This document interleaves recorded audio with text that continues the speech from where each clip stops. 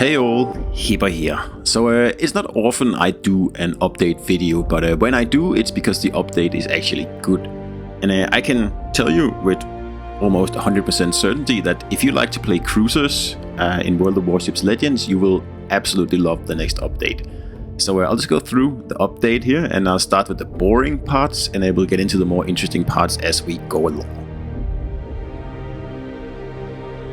So every new update comes with a new campaign, and in this case it is the tier 8 battleship Pommern, German battleship by the way. That is the prize, and I'm not too excited about this. That doesn't really, it's just there, I guess. Next up we are getting the Lunar New Year content as usual, and that of course means a few special ship with special skins.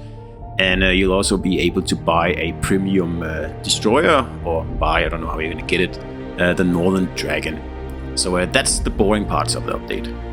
So a very interesting part of the update is the fact that we are finally getting the Pan-Asian cruiser line here. And it consists of no less than 5 ships from tier 4 to tier 8. And well, I am quite excited here. Just remember that you won't be able to get the tier 8 this update. It won't be until the next update, and it's going to be the usual way of doing it, where you have to get crates to actually, get the ships. So that's a bit of a bummer, but I'm sure we'll manage. So I looked at the ships on PC, and I'll just quickly go through them here. I don't know anything about them, no stats or anything, but the Ramat is the tier 4. Looks kind of interesting. Chungking, tier 5. And at tier 6 we find the Chumpon, kind of looks like an Atlanta here. Tier 7 looks interesting, kind of like a Kaparov's guns here. It looks very interesting. The Harbin. Sejong also, kind of interesting, but I think the tier 7 looks like the sweet spot. We will also finally be getting another Pan-Asian cruiser commander, and at first I was just assuming it would be an agile commander. But if you look closer at him here, he's missing the steer clear perk in the 4th row. I don't know why that is. Or if he's just meant to be like sort of more like an Asian Dewey. It's kind of weird, but you can't do a full agile build with this guy here. You're missing 1 perk to do it. But in any case, it's still a lot better than the commanders we already have access to. So I'm obviously gonna max him, and I am especially looking forward to put him on the ship we got last year, the premium Pan-Asian cruiser. That ship, of course, the Hwang He, the tier 5 cruiser.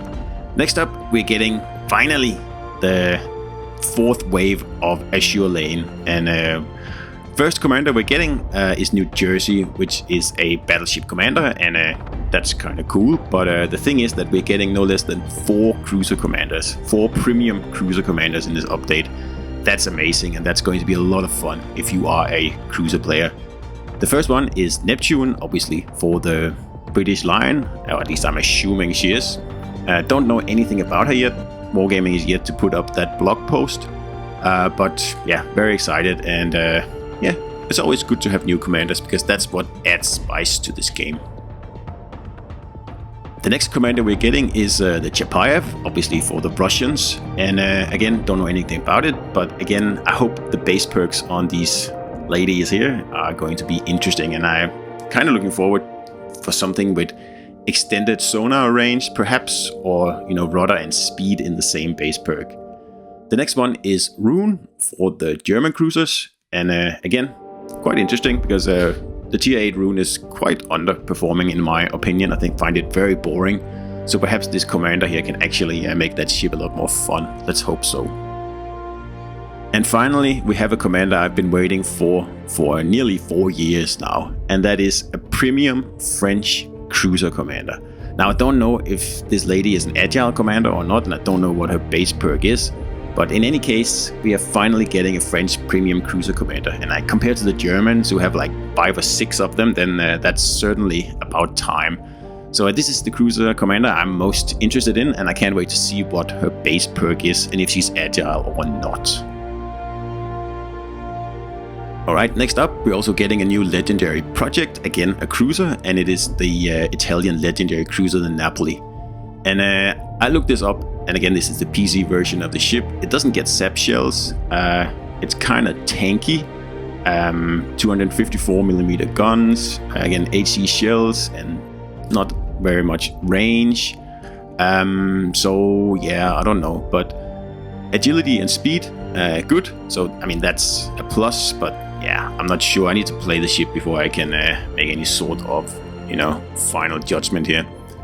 And again, agility, really good, allowing her to dodge incoming fire and kite away from a push. Yes, very nice. You know, 12.5 rudder shift. They usually don't change that. That's pretty good. 4 torpedoes on each side and SAP secondaries, but she doesn't have SAP primary guns, which is a real letdown, really, for me. And another thing that I don't like is that she doesn't get a sonar. So these are the pros and cons of the PC version of a ship, so keep that in mind. So large health pool, thick deck, good armor. HE shells, I don't know why that's a pro, because I see it as a con, but anyway. SAP secondaries, yeah, very nice. Top speed, good concealment, and an exhaust smoke, of course.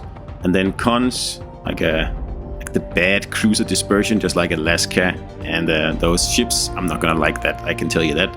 Not much range, doesn't really matter to me. Low fire chance, doesn't matter to me. Secondaries, I don't care about that. Doesn't have spotter plane and doesn't have sonar. I mean, that's gonna be a big problem for me, but let's see.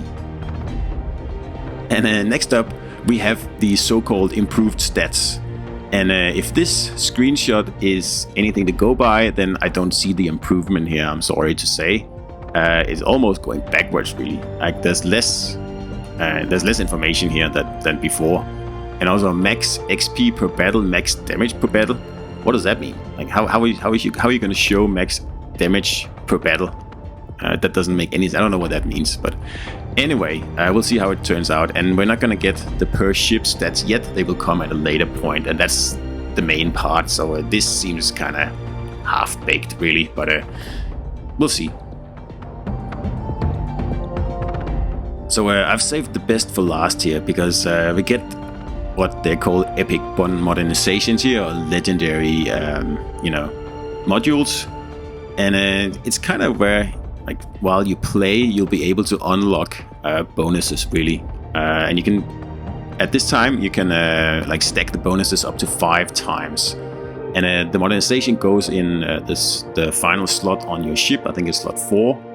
And for example, the gunfire system mod 2 like gives you 2% main battery range per every 50 shell hits, which, yeah, it's kind of interesting. Like this is a good beginning. I don't think any of these legendary things here are actually super interesting, at least for my playstyle.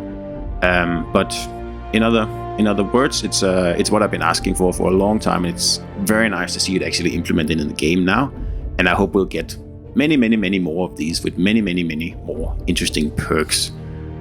So yeah, definitely a very interesting you know, break in the game here.